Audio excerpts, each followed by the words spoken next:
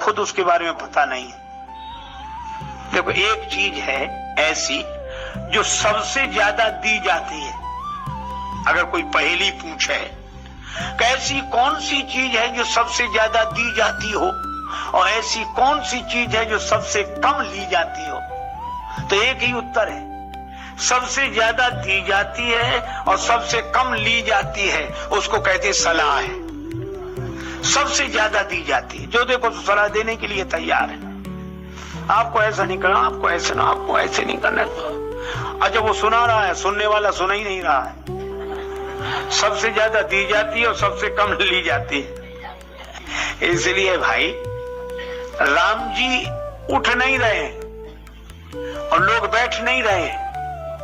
जनक जी ने सोचा कि इनको बिठाया जाए और राम जी को उठाया जाए, और तब उन्होंने युक्ति से ऐसे वचन कहे, भी विरोध में नहीं है, बोध से भरे हैं, लेकिन यही कहा कि कौन वीर है, काहे के वीर हो। वीर होने का प्रमाण देना चाहिए था। धनुष तो हिलता नहीं, वीर हो। नाम रख लेने से कोई वीर हो जाता है। एक आदमी कंधे पे बंदूक लिए खड़ा, कंधे पे बंदूक, और ऐसे कांपे, आगे बढ़े नहीं, बंदूक लिए। एक ने पूछा, क्या बात है, तुम्हारा क्या नाम है? सो बोला, बहादुर सिंह। और तुम्हारे पिता का नाम? शमशेर सिंह। कंधे पे क्या है? बंदूक। तो आगे क्यों नहीं बढ़ते? कुत्ता भौंक रहा है। ये बहादुर सिंह, शमशेर सिंह, बंदूक। तो नाम रख लेने से कोई वीर हो जाएगा? महाराज कहते हैं, भगवान के भजन के बिना कामनाएं मिटती नहीं।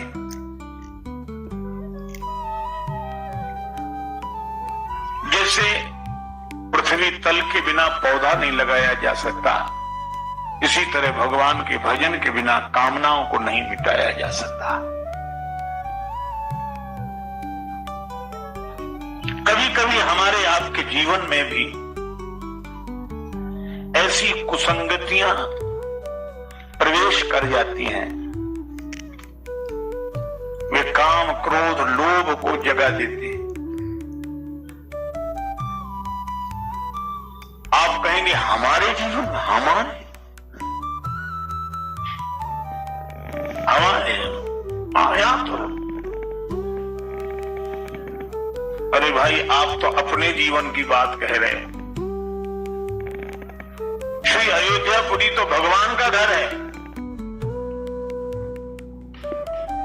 श्री हनुमान जी आ रहे थे पहाड़ लेकर, अयोध्या पर से निकले श्री भरत जी ने सोचा ये पहाड़ कहीं अयोध्या पर न गिरा दें, बिना फल का बाण चला दिया। बिनु फल सहायक मार्यो, ये बिना फल का बाण क्यों चलाया? भरत जी ने कहा ताकि लोग देख लें कि बाण हमारे हाथ में है और फल भगवान के हाथ में है। और बिना फल के बाण ने हनुमान जी को फल चखाया कि श्री हनुमान जी मूर्छित होकर गिरे। अब मूर्छा में तो आंख बंद हो ही जाती है। श्री भरत जी ने सुना कि राम राम कर रहे हैं। श्री भरत जी ने कहा, गलती मुझसे हो गई, आप राम जी की सेवा में लगे हुए थे, मैंने बाण मारकर आपको नीचे गिरा दिया।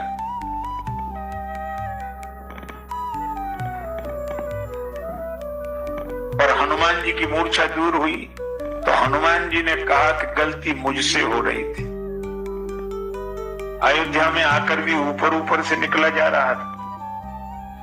आपने तो बाण चलाकर यह संकेत किया कि हनुमान जी सब जगह ऊपर उठकर रहो, लेकिन उस धरती पर तो नीचे उतर आओ जिस धरती पर भगवान भी ऊपर से नीचे उतर कर आए।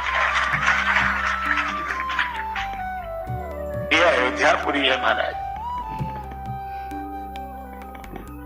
श्री हनुमान जी कहते हैं कि मेरी आंख तो अयोध्या में ही खुली।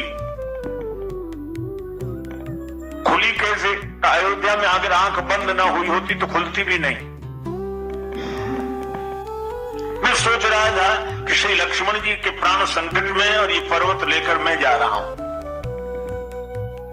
अगर मैं ना होता तो ये पहाड़ लेकर कौन जाता, संजीवनी बूटी लेकर कौन जाता, ऐसा मैं सोचते हुए जा रहा था। लेकिन आपने मार दिया बाण, आंख हो गई बंद, और जैसे आंख बंद हुई, मूर्छा दूर हुई तो आंख खुली। और जब आंख खुली तो हम लोग यही सोच रहे थे कि जब हनुमान जी गिरे तो पहाड़ कहां गया। कई लोग पूछते उन्हें ये प्रश्न ही पहाड़ जैसा लगता है। और श्री तुलसीदास जी कहते हैं, गिरो कभी राम कही पवन राख्यो गिरी। हनुमान जी राम कहकर गिरे और पवन देव ने पर्वत संभाल लिया। हनुमान जी ने कहा कि जैसे ही आंख खुली तो मैं समझ गया कि मैं तो सोच रहा था कि मेरे हाथ पर पर्वत है, मैं इसका भार लेकर जा रहा हूं, लेकिन आज पता लग गया मेरे हाथ का तो बहाना था, पहाड़ को तो ऊपर वाले ने ही उठा लिया, संभाल लिया, वही संभाल लिया, अपना तो केवल हाथ लगा। तो अयोध्या जैसी भूमि, धरती का आकर्षण, गुरुत्वाकर्षण सब जगह की धरती ऊपर वाले को नीचे खींच लेती है, सब जगह की धरती।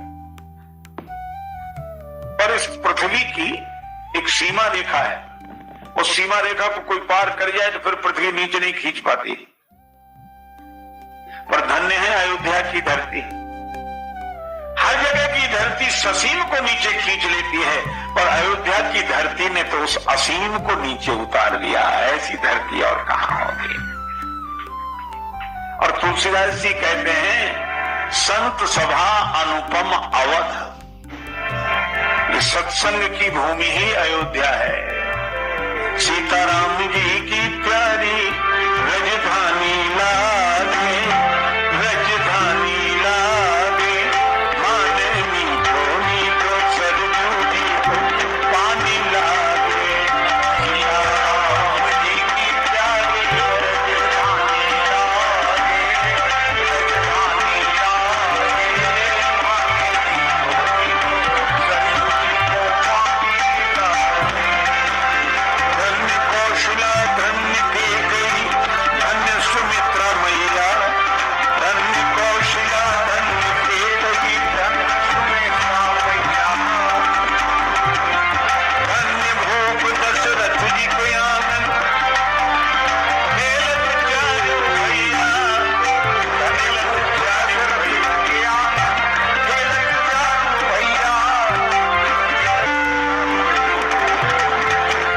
मीठी मीठी मीठी तोतली रसीली भगवानी लागे, भगवानी लागे, मान मीठो मीठो सरजू जी को पानी लागे।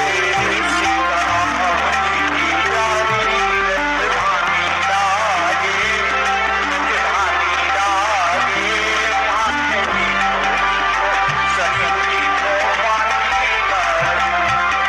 बोलो श्री अयोध्या धाम की। देखो भाई, अयोध्या में सब आनंद ही आनंद। यह सत्संग भूमि है, भगवान को प्रकट करने वाली भूमि है। लेकिन एक बात आप जानते हैं, श्री कागभूषण जी कहते हैं कि मेरा एक जन्म अयोध्या में ही हुआ था, और उस समय था कलयुग। कोई कलयुग कौशलपुर जाई, तो युग का प्रभाव तो सब जगह दिखाई देता है।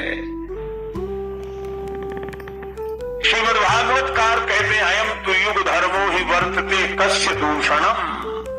ये युग का धर्म है, इसमें किसी का कोई दोष नहीं।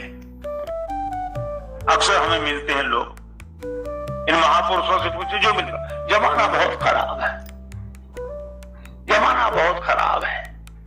हम कहते भैया हो गया, आप राम राम करो।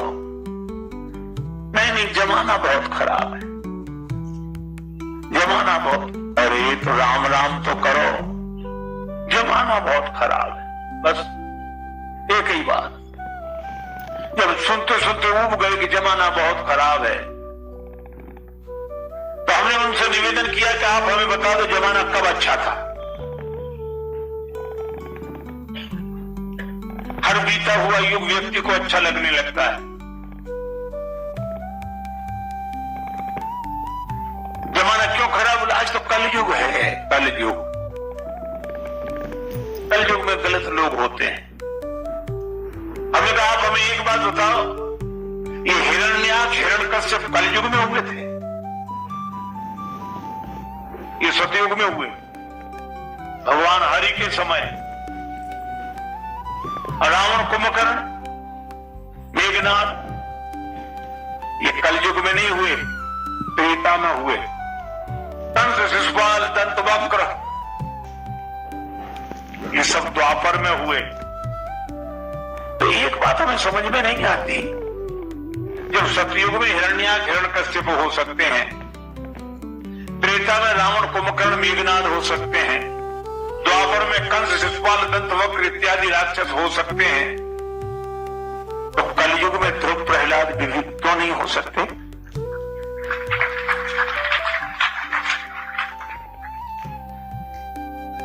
लोग कहते जमाना बड़ा खराब, जमाना बड़ा खराब। काहे को? समय समय पर हो तो है समय समय की बात। किसी समय का दिन बड़ा, किसी समय की रात। कभी दिन बड़ा, कभी रात बड़ी। एक महात्मा ने कहा समय समय पर हो तो है समय समय की बात। राम जन्म का दिन बड़ा, कृष्ण जन्म की रात। ये होता ही रहता है, कभी दिन बड़ा, कभी रात बड़ी। अच्छा, वैसे भी देखो, आप बेईमानी मिटाकर ईमानदारी को व्यवस्थित रखना चाहते हैं, अच्छी बात। लेकिन ईमानदारी उसी दिन समाप्त हो जाएगी जिस दिन बेईमानी समाप्त हो जाएगी। बेईमानी के कारण ही तो ईमानदारी दिख रही है। ब्लैक बोर्ड पर ही खड़िया का लिखा हुआ दिखाई देता है। रावण, कुंभकर्ण, मेघनाद के कारण ही राम जी का चरित्र दिखाई दे रहा है। कंस, शिशुपाल के कारण भगवान श्री कृष्ण का चरित्र दिखाई दे रहा है। रात के अंधकार के कारण ही दिन का प्रकाश दिखाई दे रहा है। कब जमाना अच्छा था? अरे हम इस पर विचार नहीं, जमाना बहुत खराब है, जमाना बहुत खराब है, जमाना बहुत खराब। इसलिए जमाना खराब है, खराब करके काहे को दिमाग खराब करते हो? राम राम करो, इसी में भला है।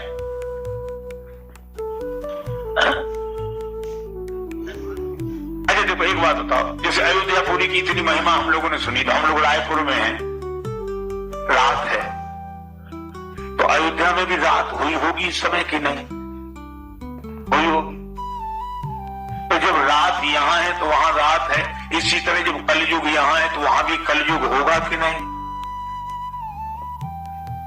और महाराज भयंकर जाड़ा पड़े तो चाहे जितनी वर्दी पहन लो, पर बड़े से बड़े पहलवान को थोड़ी बहुत ठंड तो लगती है।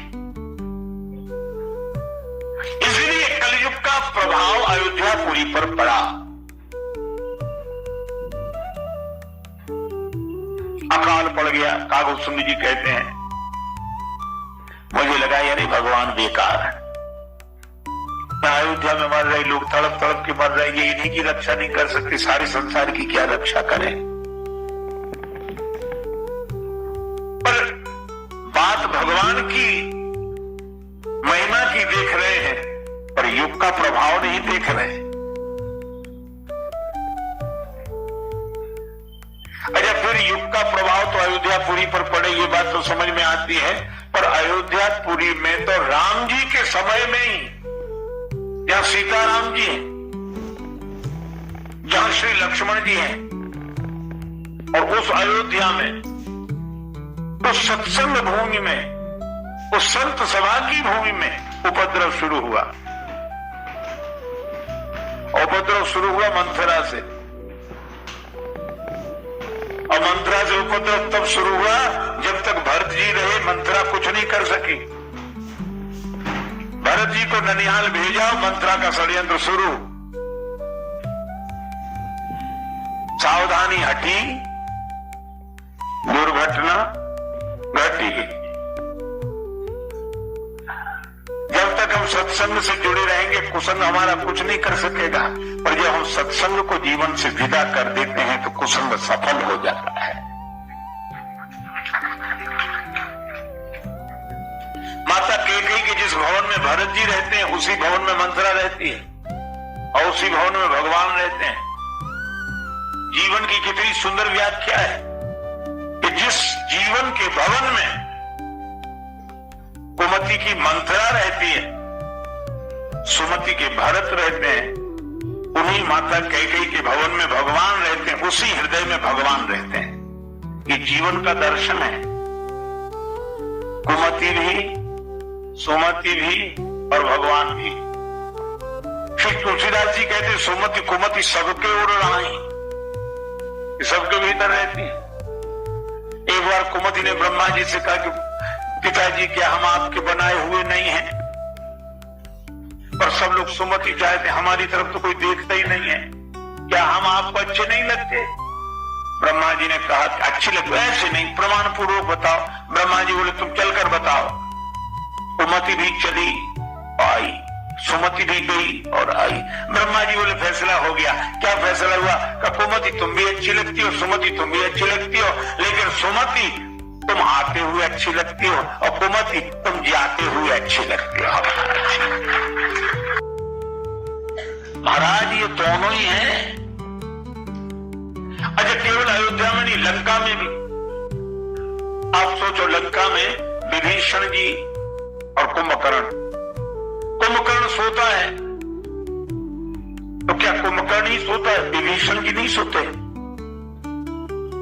इसका अर्थ है कि संसार समुद्र में बसी हुई सुनहली कल्पनाओं की लंका में अगर कुमति का कुंभकर्ण सो रहा है तो सुमति के विभीषण जी भी सो रहे हैं।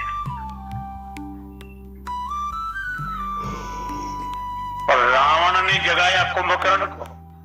इस कुमति के कुंभकर्ण को कुसंग का रावण जगाता है और सुमति के विभीषण तो सत्संग के हनुमान जी के आते ही जाग जाते हैं।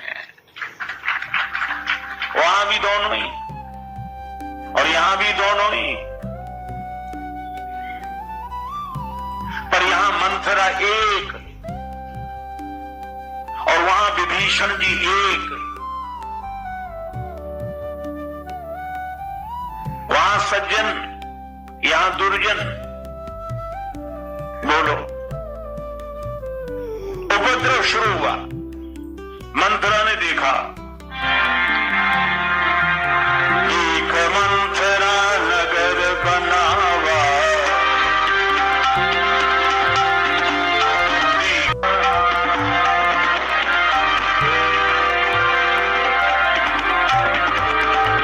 अयोध्या बड़ी सजी धजी दिखाई दी। अब वो पूछती, भैया ये क्या है? तैयारियां, प्रकाश ही प्रकाश। मंथरा तुम्हें पता नहीं, महाराज दशरथ अपने ज्येष्ठ राजकुमार राम जी को युवराज पद पर बिठा रहे हैं। देखो, पिता दे रहा है, अपने पुत्र को दे रहा है और राज्य मर्यादा का पालन करते हुए दे रहे हैं महाराज दशरथ। पर मंथरा का सिर दर्द शुरू हुआ। वो लोग ऐसे ही होते हैं, वो बीच में बीमार का सिर दर्द लेते हैं। दशरथ जी राम जी को दे रहे हैं। अरे तो बाप बेटे का मामला, राम जी को न दे, तुम्हें दे दें? नहीं, हमें न देते, हमें तो मिल ही नहीं सकता। तो तुम चाहती क्या हो? कहा हमें न मिले लेकिन राम जी को भी न मिल पाए, ये गड़बड़ हो ही जाए। कुछ लोग ऐसे होते हैं, हमें न मिले पर उन्हें भी न मिले। सरस्वती माता ने बुद्धि विकृत कर दी, अब गई। आग लगी इसके हृदय में। राम तिलक सुनिभा उर दाहू दाह। कैकेयी माता ने पूछा क्या बात है, आज तो मुस्कुराते हुए नहीं दिख रही है? बोलना क्या बात?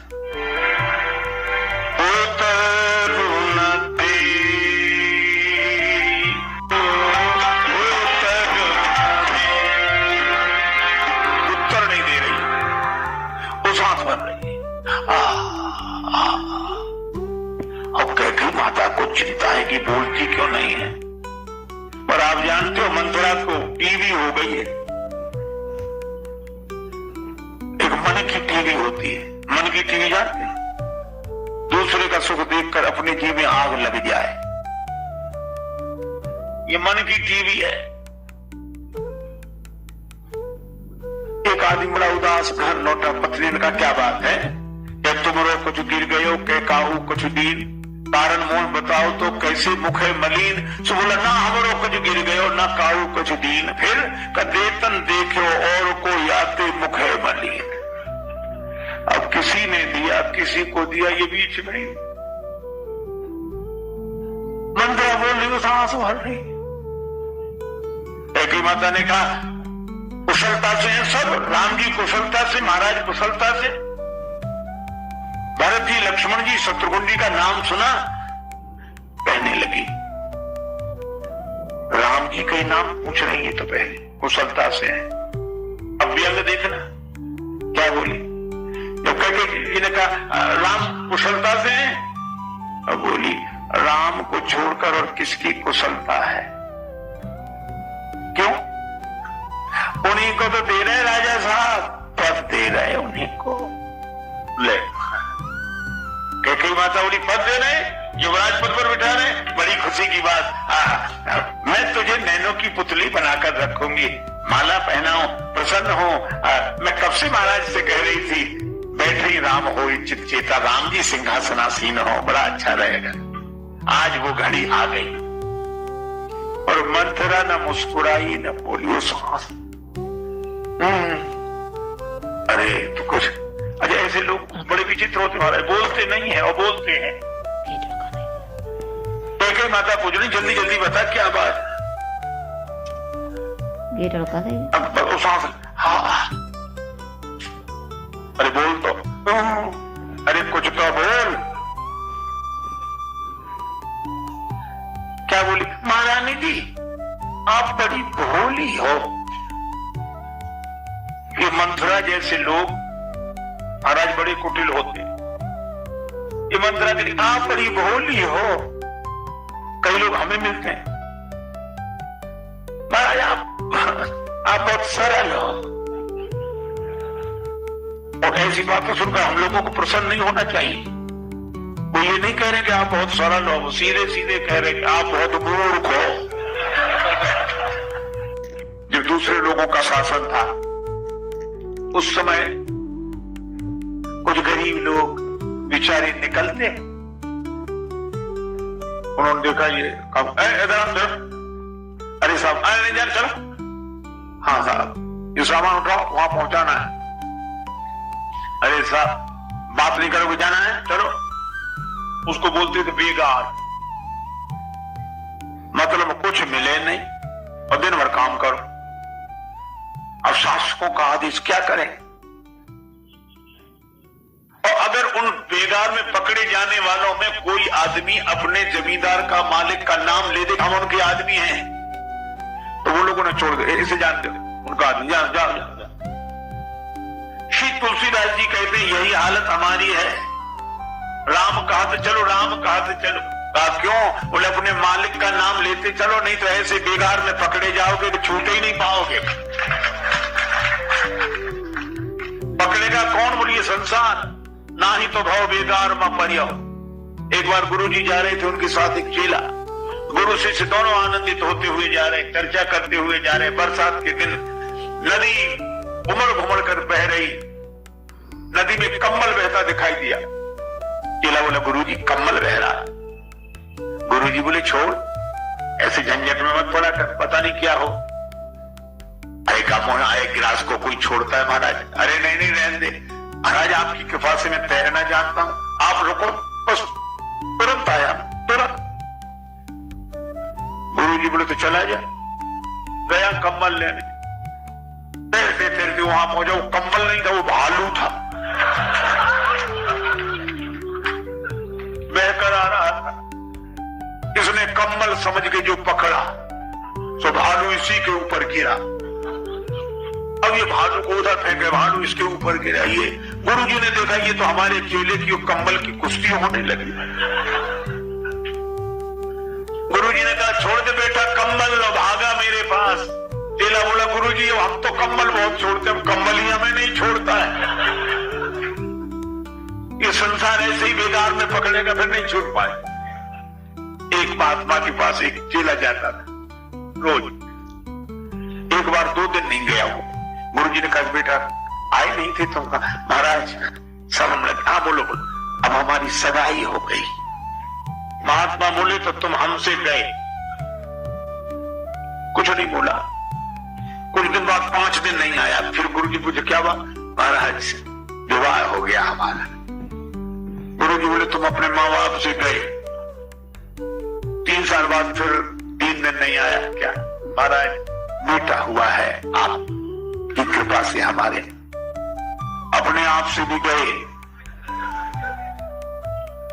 चेला बोला गुरु जी सगाई हुई तो बोले हमसे गए, विवाह हुआ तो बोले माँ बाप से गए, बेटा हुआ तो कहते अपने आप से गए। समझ में नहीं आई बात, समझ में नहीं आई बात। गुरु जी बोले सुनो, सगाई हुई तो हम समझ गए कि अब तुम शादी विवाह करोगे, मतलब हमारे रास्ते से अलग हो गए, हमारे साथ नहीं चलो। विवाह हो गया तो माँ बाप से भी गए, माँ बाप की चिंता करोगे कि परवान की। और बेटा हो गया तो बेटे के लिए जियोगे क्या अपने लिए? महाराज आपको पता नहीं, संसार का सुख हम लोग जानते हैं, संसार का सुख। महात्मा बोले वो तो सुख तो है, निश्चित है, लेकिन इसका दुख नहीं जानते होगे तुम। और दुख क्या? बोले तुम इतने दिन से हमारे पास आ रहे हो, हमने तुम्हें योग क्रिया सिखाई है, सांस तो रोक लेते हो? बोला थोड़ी बहुत देर तो रोक ही लेते हैं। तो बोले कल अपने घर में सांस रोक के पड़ी रहे ना, बस आगे हम सब बता देंगे। महाराज जो श्वास रोक के पड़ा, अब जो जाए भैया उठो भैया, और भैया सांस लो, और लोग चले जाए तो उतनी देर में सांस ले ले, फिर रोक ले। भैया को क्या हो गया? मेरे भैया क्या हो गया? आप भीड़ गिरी, मां कह रहे मेरे लाल। अब वो सब सुने, बड़ी भीड़ मोहल्ले वाले, मेरे इतना बढ़िया क्या हो गया इसको, क्या हो गया? क्या खबर गई गुरु जी के पास। गुरु जी आए, महाराज इसे देखो। रोको। महात्मा ने बड़ी गंभीरता से, 1 कटोरा दूध मंगाओ। दूध होगा, अरे इसमें मिश्री डाली कि नहीं? मिश्री डालो। अब गुरु जी ने दूध का कटोरा उसके ऊपर 7 बार घुमाया, और मंत्र भी बोल दिया, कुछ कोई मंत्र नहीं, कुछ नहीं।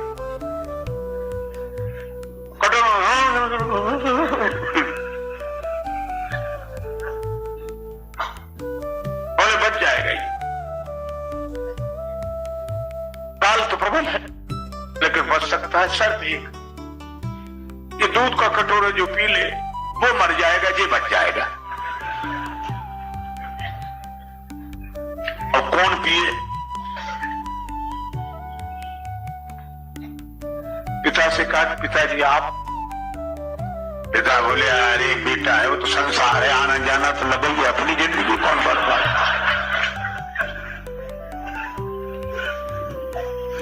माता जी, मां बोली मैं तो पी लेती, लेकिन मेरे बिना इनका क्या होगा? मेरा पतिव्रता नष्ट हो जाएगा, इनकी सेवा करनी है मुझे, मैं तो इनके लिए जी रही। उसने भी मना कर दिया। पत्नी से कहा कि बेटी तो बोली मेरे मायके में कोई कमी नहीं है, मैं वहीं जाके रहूं। अब मोहल्ले वाले खड़े थे, वो भागे चुपचाप। मोहल्ले वाले क्यों भागे? महात्मा कहते कोई कर तो ले पाए 5, लाल बच जाएगा। मोहल्ले वाले इसलिए भागे कि भागो, नहीं तो बाबा दूध दिखाएगा। बाबा कहेगा तुम पियो। किसी ने नहीं पिया। महात्मा बोले तो हम पी ले, हम पी ले। परिवार महाराज, संत तो परोपकार के लिए होते ही, परमार्थ के लिए होते हैं। आपकी पक्की समाधि बनवाएंगे, मेला लगेगा, आपकी मूर्ति रहेगी, चित्र रहेंगे, सरेज सपेने, और आपका नाम होगा महाराज, नाम होगा। आपके इसको हम भूल नहीं सकते कभी। महात्मा बोले तो हम ही पी लेते। पीकर दूध फिर संत ने ली नहीं 1 डकार। अब बोले उठ बेटा जल्दी, तूने देख लिया संसार।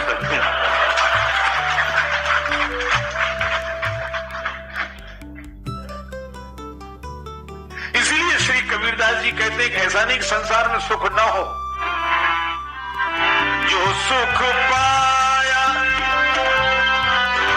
राम भजन में,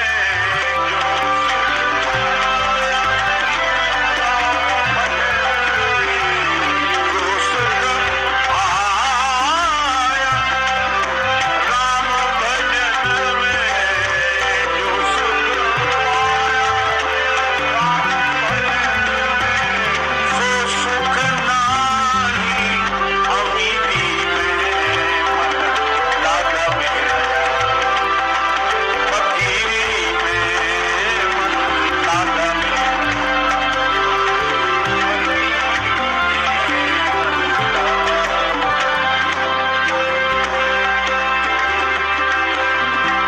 भली बुरी सबकी सुन लीजिए, कर गुजरान गरीबी में मन लागा मेरा, फकीरी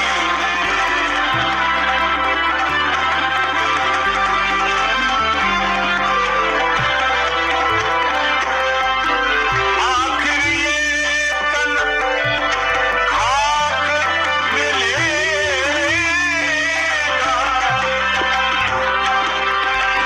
कहा फिरक मगचूली में मन लागा मेरा, फकीरी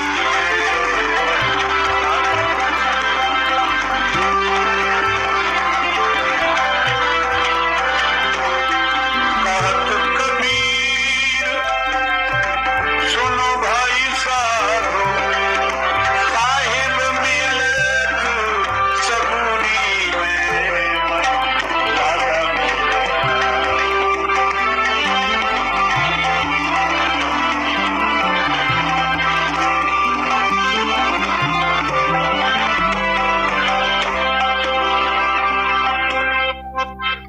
राम नाम का मणिदीप जलाकर कोई जेवा की देवड़ी पर